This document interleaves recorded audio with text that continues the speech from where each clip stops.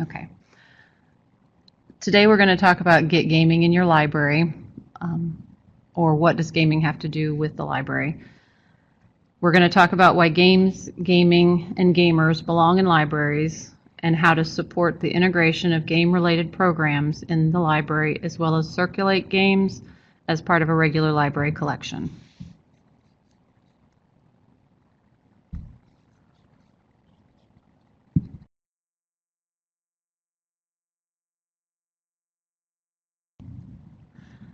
For the purpose of this webinar, by gaming, I'm talking about tabletop gaming. Tabletop games are games which get played most often, but not always, on a table. Board games, card games, and role-playing games most specifically. Most of the games of this variety are meant to be played by more than one player, although there are a few exceptions which I will tell you more about as we start covering different types of games. And as a note, I won't be covering anything to do with electronic games or computer games. Those are a separate type of gaming. To answer the proposed question, what does gaming have to do with libraries? Let me start by talking about what gaming can be. Gaming is a literary resource. Games are a medium to tell a story. Librarians strive to provide services which include everyone's preferred style of interacting with story. Games go along with the traditional books, graphic novels, e-books, music, etc. that libraries provide. One of the biggest purposes of games is to have an experience that you can tell a story about. Some games, you come away with the story of what happened when you played that game, what happened between you and other people, or what the experience was with the game itself. Sometimes you also come away with the story of characters that you develop within the game.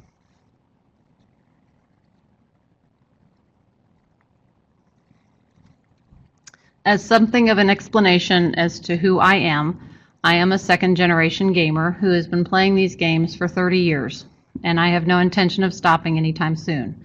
I am a geek. I embrace this, I talk the talk, and I walk the walk. But I also believe that most librarians are predisposed to geeking out about things, particularly if they are passionate about those things, and I am passionate about gaming. In particular about board games and role-playing games myself, but I certainly strongly appreciate all kinds of gaming. To give a little background about my growing up as a gamer, I became very involved with gaming as a teenager. It was what my parents were involved with, and they encouraged our involvement with. My dad was a gamer, and we used role-playing games as family bonding time, playing once or twice a week. As I grew up, I started to play games with friends who also enjoyed them, and that's what we did with our free time from school and jobs. At one point, I worked as a case manager in a mental health facility, and I used games to help with the social skills for at-risk children and teenagers during group work. And now I work as a librarian, and for the past 3 years, I've been working towards sharing the benefits of this passion that I have with my community.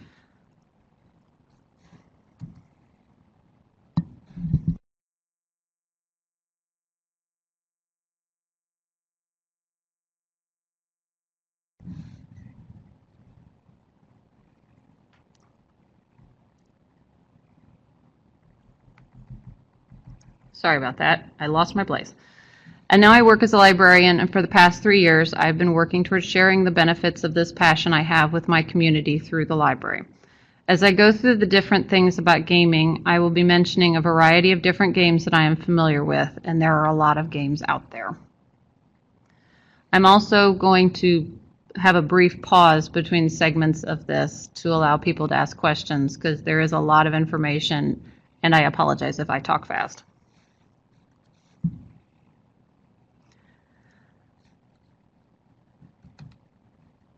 Things to consider about gaming programs. As I talk, I will break these listed points down, covering on more detail each of these points, but I'm going to really briefly touch on an outline first. When it comes to using games in the library, this will fall into two distinct opportunities for implementation: programming and circulation.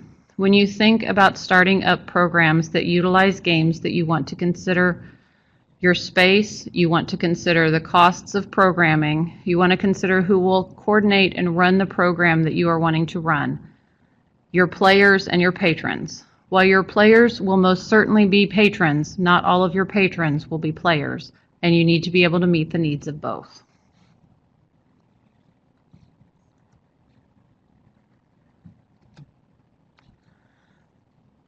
Another thing to consider about circulating games.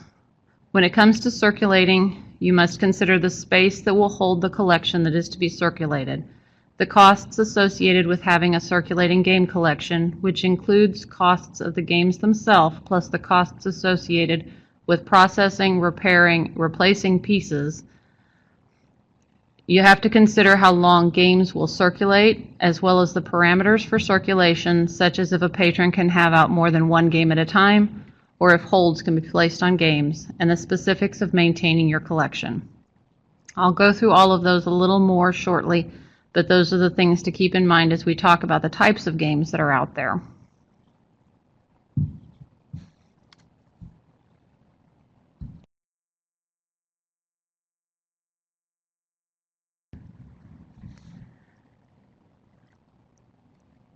There are 4 different types of tabletop game categories: board games, card games, role-playing games, and then things that fit into a miscellaneous other category of games. With all of these things, keep in mind and consider about getting gaming in your library. We're going to first backstep slightly to talk about the variety of different kinds of tabletop games that exist. You might find that some games are better suited to your library, or you might not have any limitations but not be aware of the broad range of games that are out there. I'm going to talk mostly about board games, card games, and role-playing games. There are some games that don't fit into those specific categories, and that's where the other stuff comes from. Miscellaneous other types of games that you might hear people reference fit into observation skills games, storytelling games, imagination, problem solving, hand-eye coordination, communication, drawing, mystery, deduction. It's kind of a long list, but they almost all overlap. There are a few different ways to add games to your collection for the purpose of circulation or for programs. Sometimes you don't get to actively choose the games you are getting, but if you do get to choose, there are some suggestions that I would make. Always keep in mind age recommendations. Consider how many players a game is suitable for. There are single-player games out there, such as Mage Knight, Friday, Lord of the Rings, the card game, and some versions of Solitaire. There are also a lot of party games that can be good for up to 30 people to play. Consider the duration of how long you want a game to last.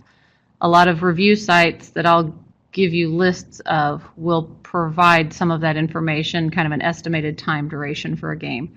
Quick play games of 15 to 30 minutes can make really good programming games for short bursts of time versus a game that can last 3 hours to 3 days, depending on who's playing it.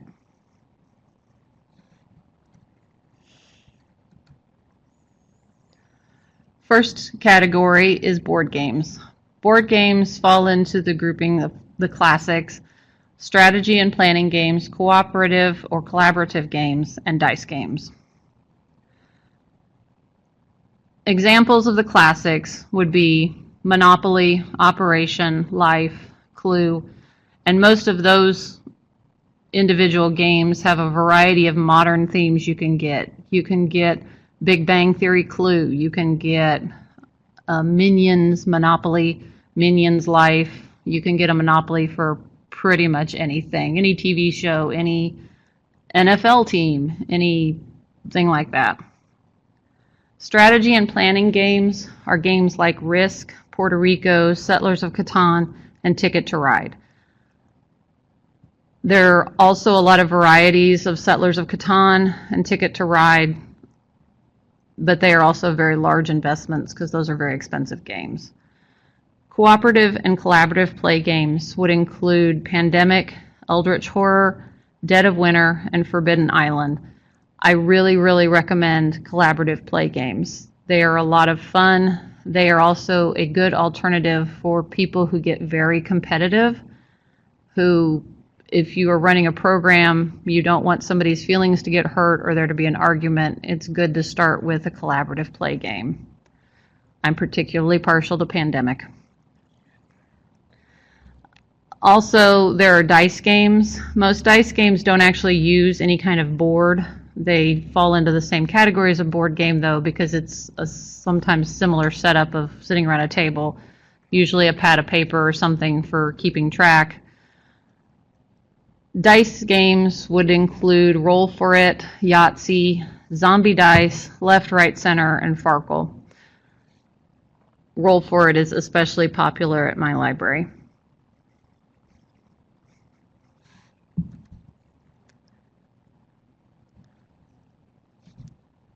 Card games. Card games have become really, really popular since I was a little girl. There are classics, there are collectible card games or trading card games, and there's deck building or card drafting games, also known as dedicated deck card games. Classic card games break down into two categories. A shedding game, which is a game where the goal is to empty your hand of all of the cards. Examples of this would be Crazy Eights, Uno, and Canasta. Matching games would include Go Fish, Old Maid, and Concentration. The next varieties of games, trading card games and deck building games, are sometimes confusing because they are similar, but they are not the same. A trading card game uses a pre-built deck that is created by the player before the game begins, and the goal is to pit your established deck against the established deck of another player to determine who has the stronger deck. With a deck building game, both players start out with a basic deck, and as the game progresses, you gradually add better cards, and you start culling out your starting cards to see who can build the stronger deck during the game. Examples of trading card games would be Yu-Gi-Oh!, Pokemon, Bakugan, and Magic the Gathering. Examples of deck building games, which would include Dominion, which is a card drafting game, Seven Wonders, which is a dedicated deck card game. Cards Against Humanity, Citadels, and Exploding Kittens are also all considered deck building games. I spend most of the time at the library playing card games, particularly deck building games. Exploding Kittens is a favorite because they're usually pretty quick play games, and a lot of kids really enjoy playing those.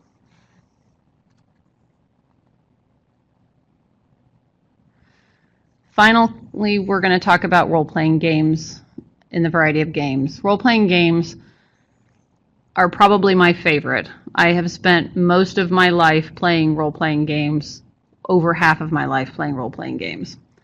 I love the storytelling aspect of role-playing games, and I like the social aspect of it.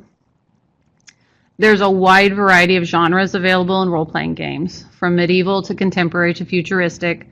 The settings can be fantasy to reality to hardcore science fiction, and there's a lot of room for overlap. The method of play for most role-playing games can be tabletop games versus LARP games. The difference between tabletop and LARP, tabletop doesn't specifically mean you play at a table, but it's kind of a sit-down, play together in some form of everybody in the same room or everybody in the same chat room, or everybody sitting on a floor in a circle, which has happened a lot, particularly when you're out at conventions and things like that. Earlier I mentioned that this webinar wasn't going to cover any sort of electronic games, and it isn't, but in recent years it's become a popular use of technology to expand the options of role-playing games. I regularly play tabletop games online, where everyone is in a different house and is connected by some method of chat, using Skype, TeamSpeak, or Google Hangouts, and the game is played over one of the virtual tabletops that have been created to support play like this. One of the most popular examples of that is Fantasy Grounds, which is a program which allows storytellers to share pictures, maps, view character sheets, and keep a record of story progression, and even roll dice electronically. There's also another one called Roll20, Battlegrounds, and Map Tools. But players also use those virtual tabletops to play together at the same location, using character sheet management features to make quick, clean changes to a character sheet over time, which if you're using paper and pencil can be a messy process. It also allows players to journal the continuing story of their character to keep a more accurate record of pictures, maps, inventory lists, and help a game be ongoing. I've had games that have played out over years. And using something like that is convenient because it allows you to pick right up where you were without scrambling through notes and trying to figure it all out again. Alternatively, LARPing, or live action role play, typically uses a condensed version of a game system to simplify the rules and mechanics of the game. There is a fantasy horror game called World of Darkness that uses, for example, a system they call Mind's Eye Theater. It's a very condensed version of their game, and instead of rolling dice for that, you play rock, paper, scissors. So it's kind of a game within a game. The emphasis on LARPing is on players role-playing their character. Cosplay is strongly encouraged with LARPs, as are different settings and props, although real weapons are almost never allowed. LARPers essentially come together, and it's very much a social situation, and you could do programming that involved kind of a short-term run of this. It's a good reason to bring cosplay into the library, which has become more popular. And then,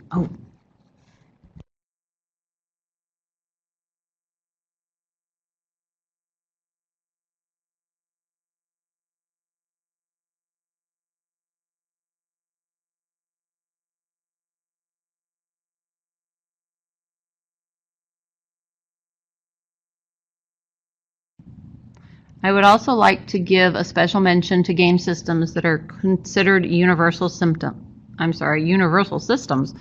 By this I mean they have created the mechanics of the game, and those mechanics can be applied to any sort of genre or setting that the storyteller or player would like to use. The most notable examples of this kind of universal system are GURPS and Savage Worlds. Those are games that were created where you can purchase a main book and you basically build the world that you want to play in. There's a variety of tools that are useful for role-playing games. They aren't always necessary. The only thing that's absolutely necessary is having some way of having a character sheet, paper and pencil, and dice. But they have since put out maps. They put out graph paper, large sheets of graph paper that's tabletop size, where the storyteller can create their own dungeons, create their own buildings, and then there's lots of figures, monsters, characters, all kinds of things that you can use as props for telling stories.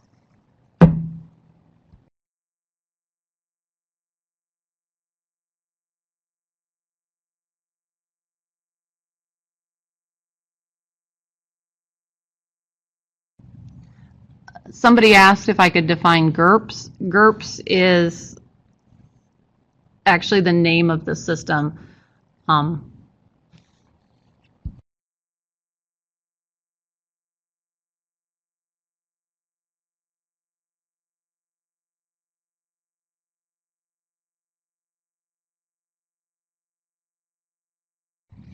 GURPS is an acronym for Generic Universal Role-Playing System. It was created by Steve Jackson Games, who's a pretty well-known creator of role-playing games. That's kind of what GURPS is.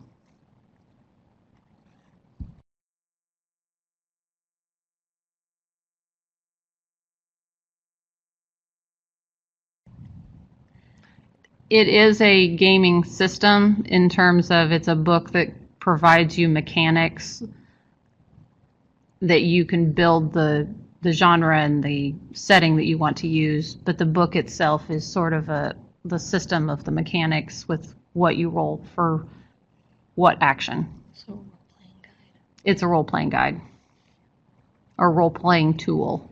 And that particular publisher has got probably dozens of world books, is what they would call them, that break down different settings. They have stuff for ninjas. They have stuff for superheroes. They have stuff for zombies.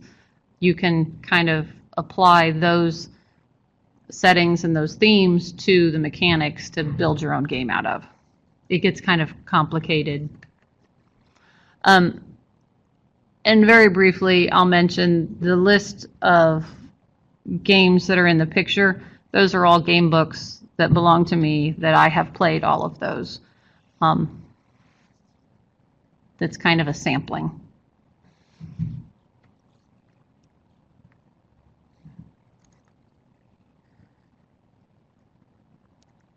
One thing I want to touch briefly on too, because this is something that I've recently started out of my library. They now make role-playing games for all ages. They make role-playing games that are designed by game writers and game publishers who have children of their own. These people have been playing games like I have for years and years, and now they have their own children, but they recognize that the stuff they're playing is probably not where they want to start their own children playing. And so they've created other gaming systems and other worlds for children to play in. One of the most popular of those is Hero Kids. Hero Kids is recently expanded to include a science fiction version. But I have a group that started yesterday actually playing the Hero Kids fantasy version. There's also a game called Little Wizards, and there is a game that's put out by Pathfinder Society called Kids Track Beginner's Box. Those are pre-made stories that are designed for young players, not only designed to be run for young players, but also to teach young players to in turn run games themselves. So it becomes really neat in that you play these games with them and teach them to tell the story, and then let them run the games for their friends or siblings and other kids in their lives. And it helps them learn storytelling skills. My youngest son actually play tested the Hero Kids game originally 2 years ago at Gen Con, and he loves to play that. He's in 4th grade right now, and his cousin's in 5th grade, and we kind of set up this role-playing group that meets regularly. We'll start meeting regularly to tell stories out of Hero Kids.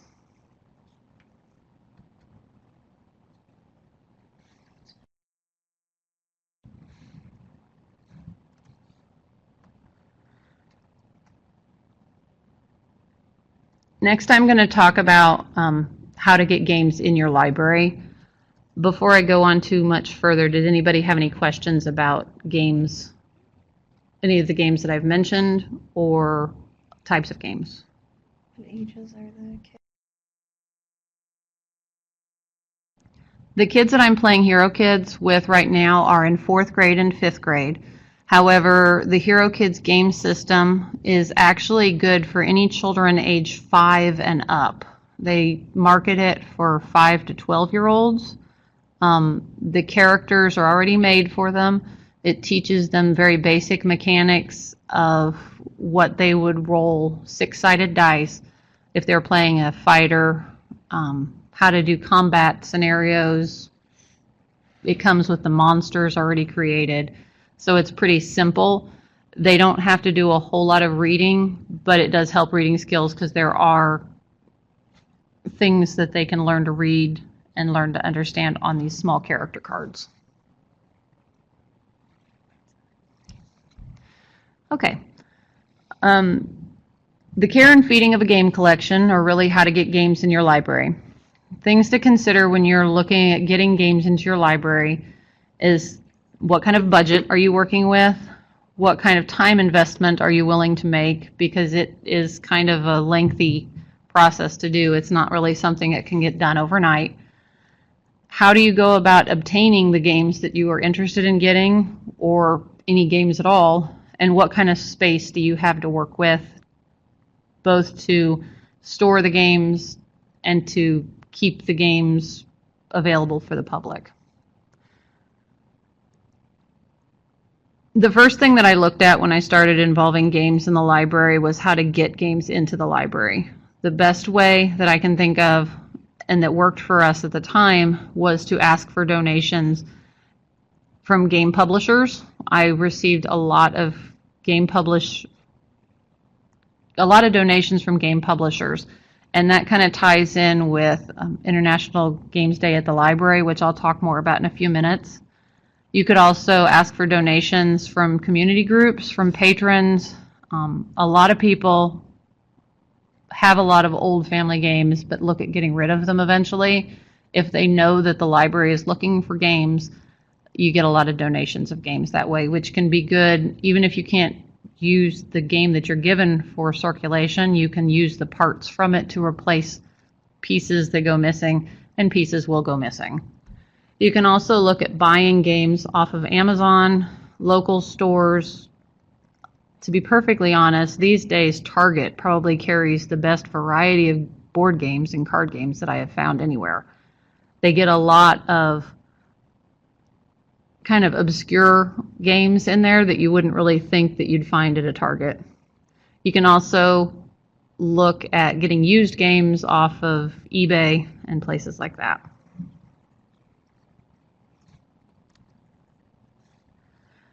And I said that I'd give you a list of publishers that will frequently donate games. These are publishing companies that I've actually directly worked with over the years. They've been very generous when it comes to donating swag for conventions. They provide opportunities to win things from them directly. If you follow them on Facebook, or if you follow them, have emails sent to you from the company about updates of their things, they frequently will be doing marketing specials where you get an opportunity to win games that they have. And then they also are pretty good about responding to letters for requests for donations. If you explain to them that you work at a library, you are working on building a game collection, you have, however many patrons you have, and you would like to be able to bring their games to them. And they usually like that. That's a free marketing opportunity for most of them, especially with new games, because new games, the best way to kind of get word of mouth out is for people to play them. There are a number of other publishers out there that you can probably track down contact information for. These are just the ones that I have worked with personally.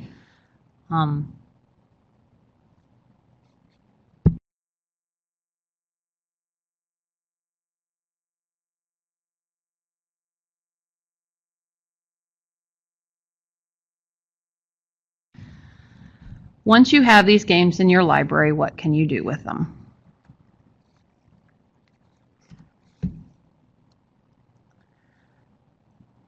First, I'm going to talk about planning programming. Programming is where I started. Before we circulated the games, we had programs for the games to let the public, let patrons and people come in and try out the games. If they liked it, they were more likely to want to take it home. We spent a lot of time talking about the types of tabletop games that are out there, but when you're planning a game-related program, there are a lot of questions you need to ask yourself first. One of the first things you need to decide is what game or games will it involve? What type of gaming is the center of the program that you are planning? Do you want to be specific about the feature game, or do you want to have open play? The games that you decide to include in your program can be dependent upon who your players are. What ages will be included in this program? You're not going to play the same games with preschool children as you are with college students. They're just not going to have the same interests.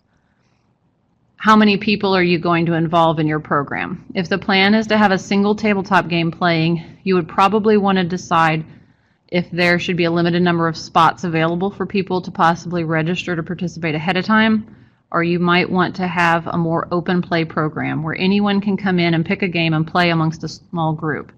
There are drawbacks to having an open play program, however.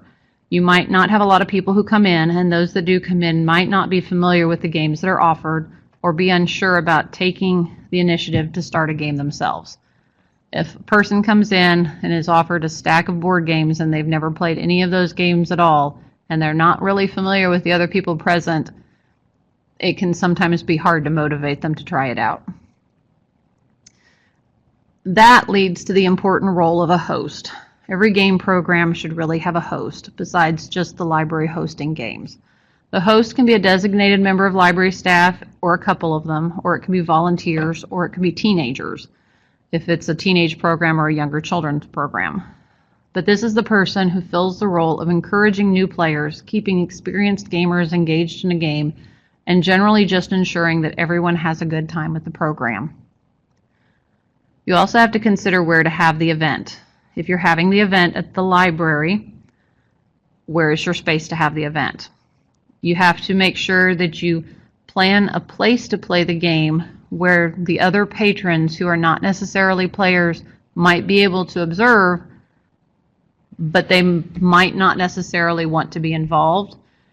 And at the same time, you have to keep in mind some people playing a game, depending on what they're playing, might not want to be watched. Especially if it's a role-playing game and people are doing a funny voice or they're doing a particularly crazy antic as a character, it can be kind of embarrassing, especially if they're new to it. Other possible places where you could play a game or have a gaming program, you could look into taking your game programs to schools. I'll kind of talk more about that a little later. I've actually started communicating with local elementary school and will be doing some gaming programming through our elementary school. If you are a library that is in proximity to a gaming store or to some kind of retail store that sells games, sometimes those retail stores also like to have gaming programs or people doing things to run games that will encourage people to come and buy games. I kind of prefer having something that is organized game time over having something that is open game time. Open game time is when you just have a variety of games out and anybody can come in. It is good if it's like a family game night and people are coming in to play family games. It's less good if it's teenagers, it's open game time. They all come in, nobody really wants to take initiative, and they're not really sure what to do with themselves. Organized game times with an organized and planned game to be played creates a reason to be there and draws people in. Having a set schedule is good because community builds from a consistent schedule, and an erratic schedule and frequent changes put people off and can make it seem like an unreliable program. Next, I'm going to talk about circulating games out of your library. Before I move on, does anybody have any questions about programming?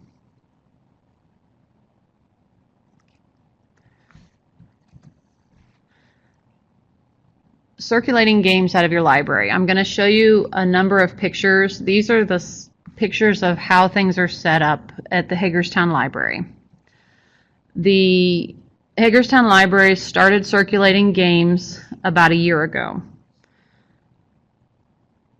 One of the first things that I did when we had games that were available for people to play in the library is I created these binders, and each binder has several pages in it. We call them our informal learning materials catalog. It's the circulating collection and in-house use collection of informal learning materials. Most of the binders are games, although we also have telescopes and some other things in there.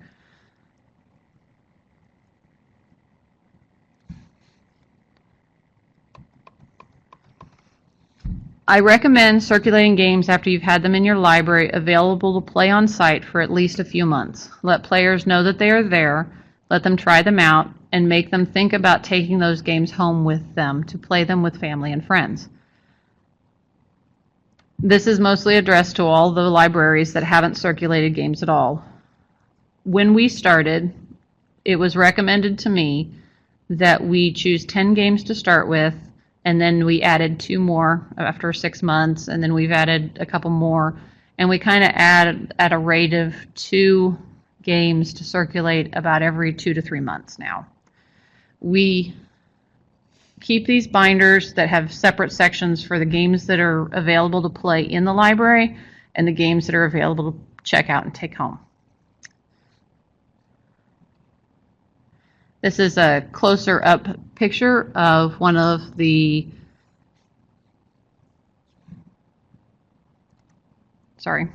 binder pages that I created for the game Seven Wonders.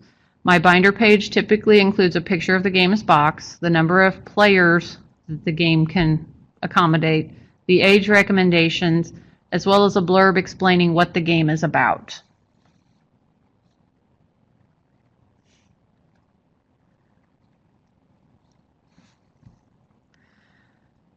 What you're looking at now is a game that was packaged and put together to hang up for circulation.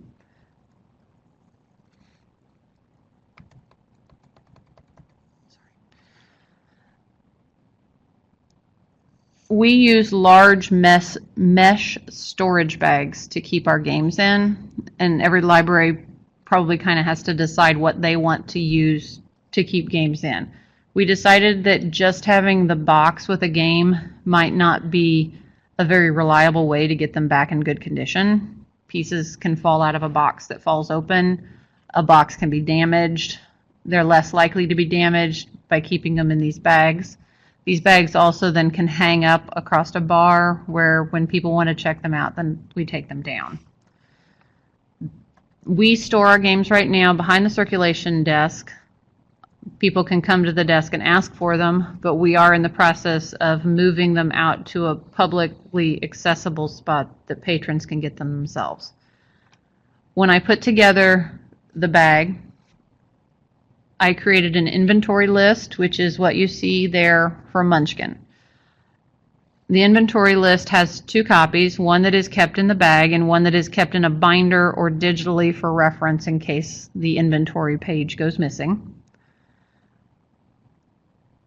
The inventory page has our requirements for checking out, rules and expectations for how long it can be checked out, and then some summary information about the game itself. When games are brought back at our library, they have to be brought into the circulating desk. The person on staff has to count all the pieces and make sure everything matches with the inventory list. If things do not match up with the inventory list, then we do have to discuss fines with the patron.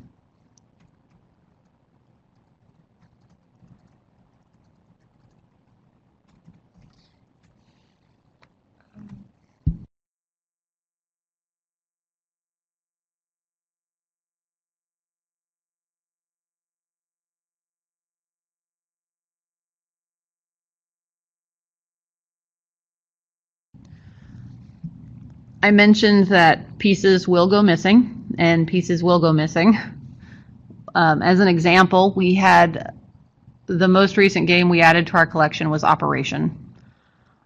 Within the first 2 circulations of Operation, we replaced 2 parts.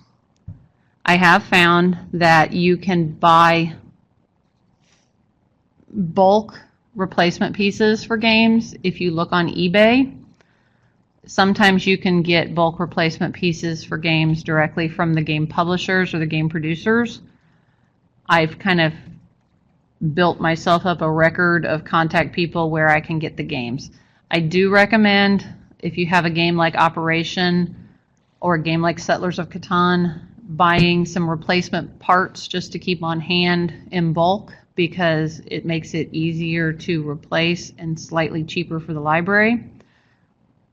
For us, we have a $5 fee if a piece of a game goes missing.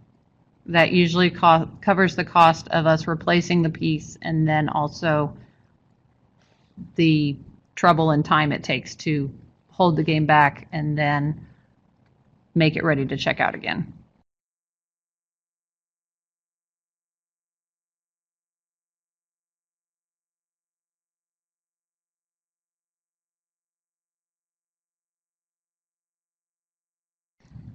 Checking a game in is going to be a drain on staff time.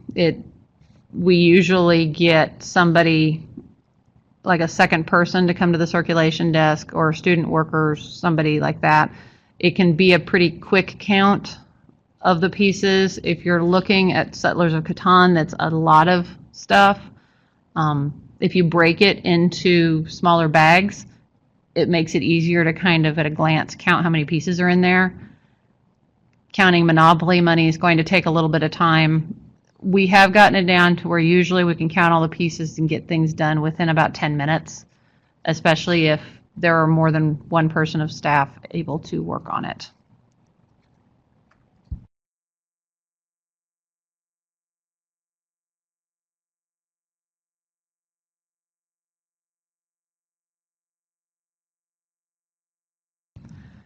Does anybody have any other questions about, specifically about circulating games and the things that I've shown you now before I move on to something else?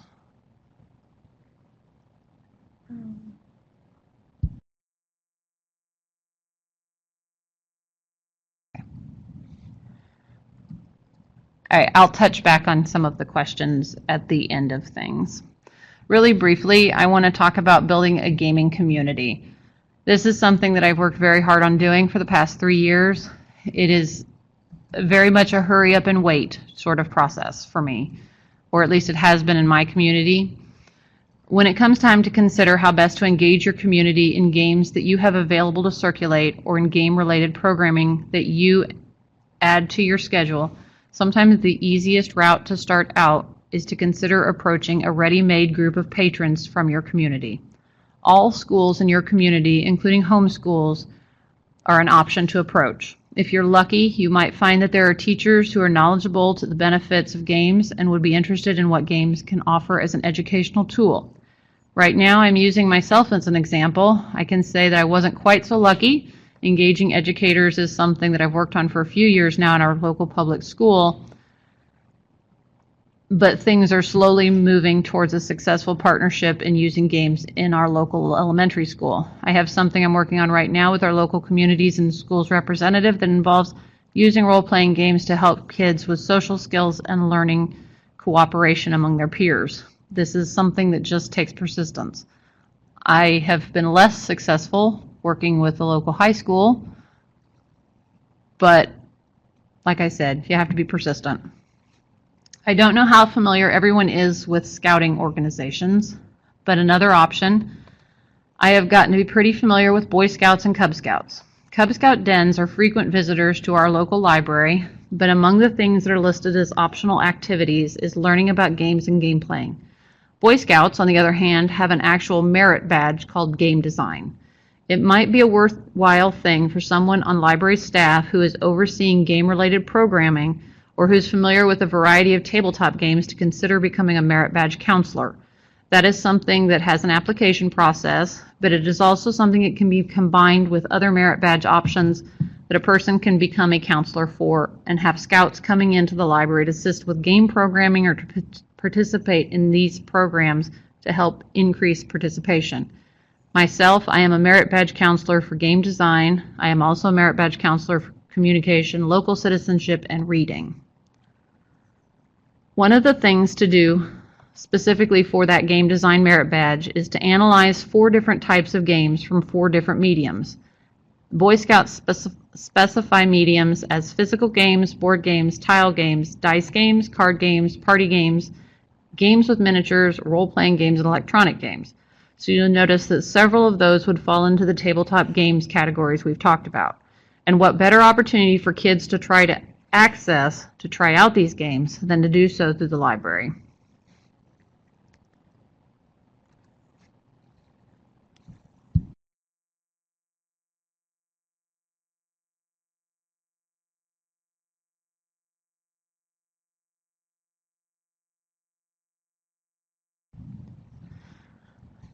Okay, next I'm going to cover briefly a whole lot of resources that I have.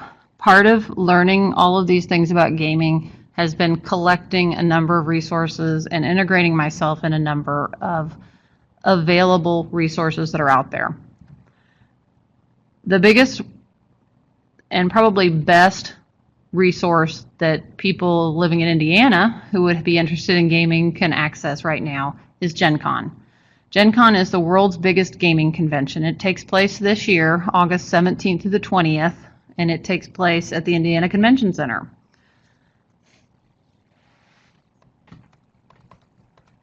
The convention was established in 1968 by Gary Gygax, who's the creator of D&D. He created this as a war game convention, and it expanded significantly over the years. It moved to Indianapolis in 2003 and is contracted to remain in Indianapolis through 2020.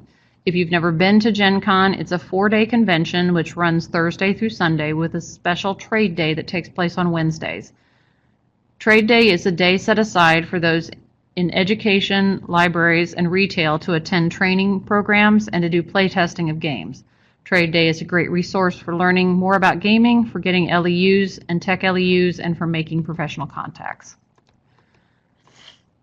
International Games Day at your library began as an initiative to collaborate events from all over the world to reconnect communities through their libraries around educational, recreational, and social values of all types of games.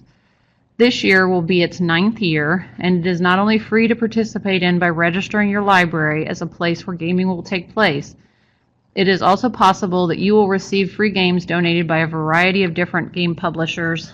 A lot of those game publishers that I listed earlier, that is where they come in with first contact, sending you free games.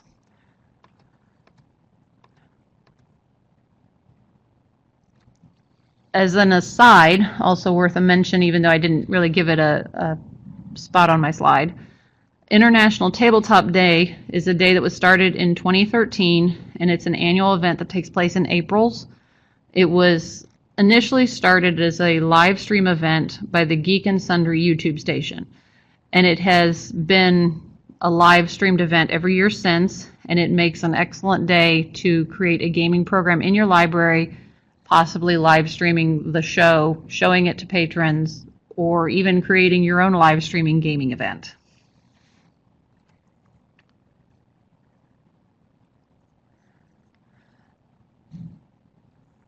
Okay, game review sites. I believe we're all familiar with book reviews, music reviews, and movie and television show reviews. Just like those things, there are several good review sites that feature tabletop games.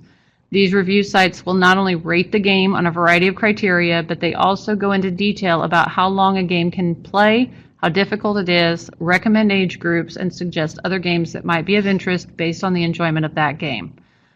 3 of these sites that I would recommend, because they are ones that I use. One is Board Game Quest. The next is Board Gaming. And then the third one, which seems like a really crazy title, is Daily Worker Placement. Daily Worker Placement is a blog about board games and the culture that surrounds them, with blogs, stories, and game reviews from a variety of perspectives put out by a group in Canada.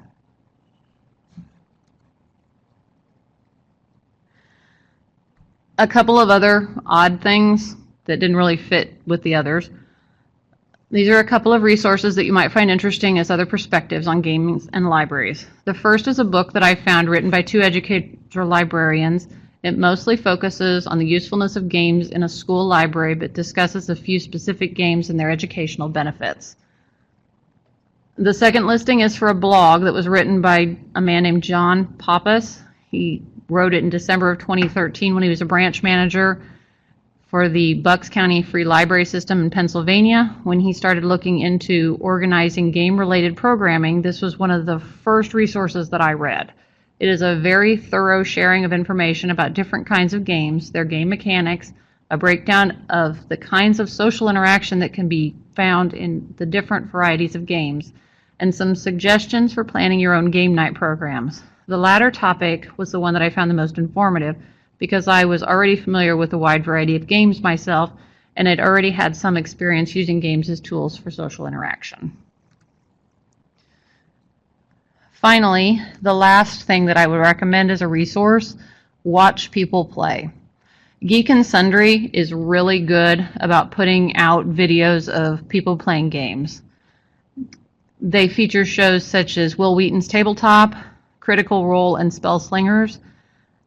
You can watch players that are just average people playing, or you can watch celebrities playing, or it's a mix. They're usually pretty funny, but they are usually very good about teaching the rules as they are playing the game. There are literally thousands of YouTube uploaded games that you can watch. These are 3 of the most popular that I am aware of. I watch most of these pretty regularly, especially if it's a new game and it's not something that I'm very familiar with.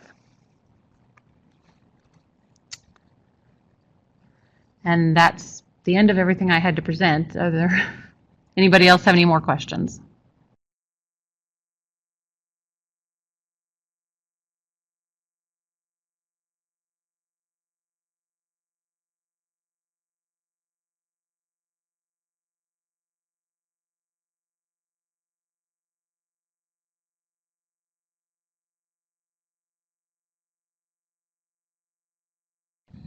I had a question asking if I could give more detailed example of my organized game programs.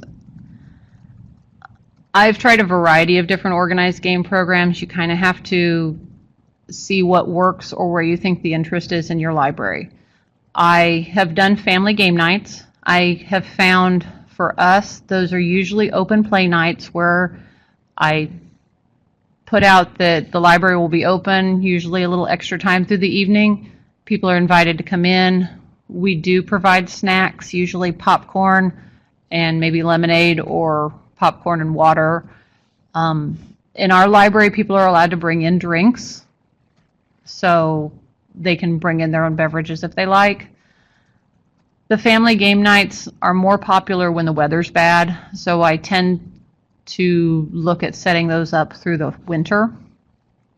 I've also had a teen game club that was a teenagers only. Anybody from 6th grade to 12th grade come in. It's kind of hit and miss as well as far as looking for more people to get involved, getting the word out for it.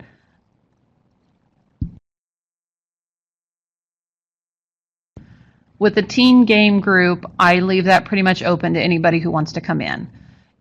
The most I think I've had is 6 to 8. We are a pretty small town, small community, so these tend to be the same kids would come in. They come in, they play games, and they hang out with their friends. We usually set a block of time of about an hour to 3 hours for games, depending on what games are being featured with a program. Most of the kids prefer quick play games. I tend to make those available.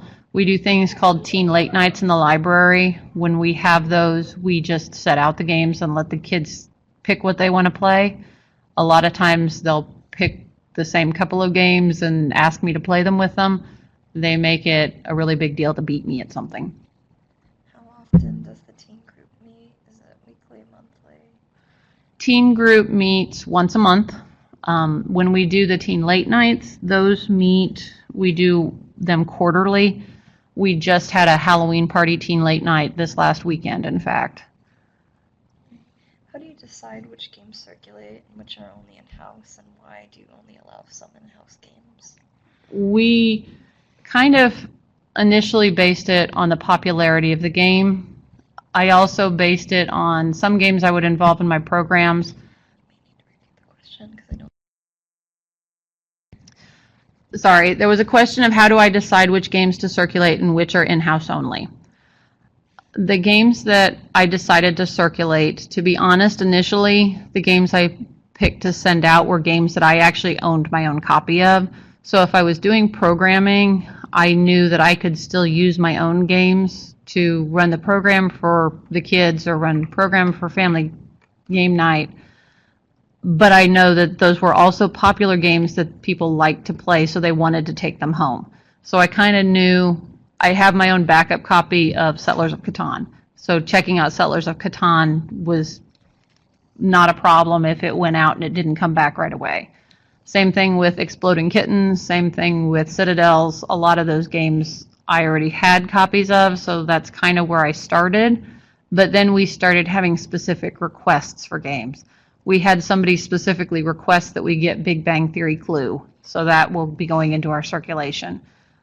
We also had somebody specifically request that we get Operation. Those kind of things help steer what games we will be circulating.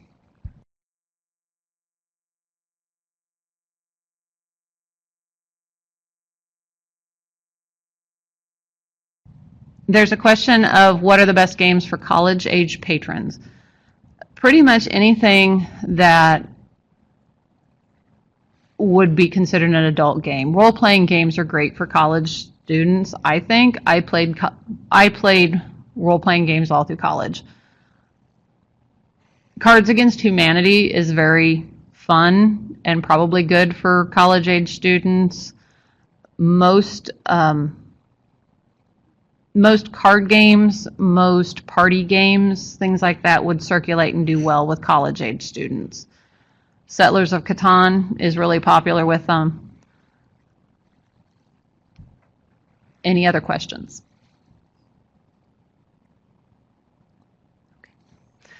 I'm going to tell everybody thank you for joining us for the webinar today. This is my contact information, my library's phone number, as well as my email. If you think of any other questions, you are welcome to contact me. I welcome people getting in touch with me just to share what they've implemented game-wise in their own libraries and to tell me what you've done, because I really enjoy hearing that. Thank you.